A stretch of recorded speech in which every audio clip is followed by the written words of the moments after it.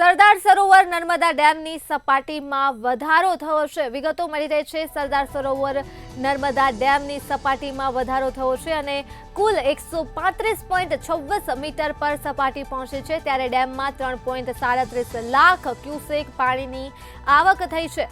તો ડેમમાંથી નદીમાં 3.45 લાખ ક્યુસેક જેટલું પાણી છોડવામાં આવ્યું છે, ત્યારે કરજણ ડેમમાંથી 86,000 ક્યુસેક પાણી નદીમાં છોડવામાં આવ્યું છે। પાણી છોડાતા જ ગોલ્ડન બ્રિજની સપાટી જે ભરૂચ ખાતે આવેલ છે તેની સપાટી 21.33 ફૂટ પર પહોંચી ગઈ છે।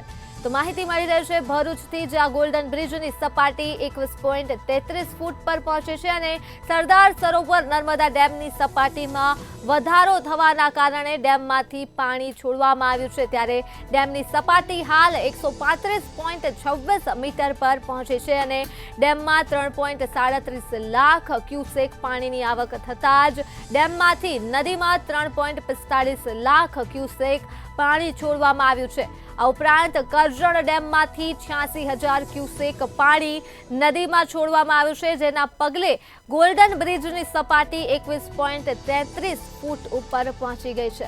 વિગતો મળી રહી છે સરદાર સરોવર નર્મદા ડેમની સપાટીમાં વધારો થયો છે, ત્યારે ડેમમાં સપાટીમાં વધારો થવાના કારણે ભરૂચ ખાતે આવેલ ગોલ્ડન બ્રિજની સપાટી 21.33 ફૂટ પર પહોંચી ગઈ છે।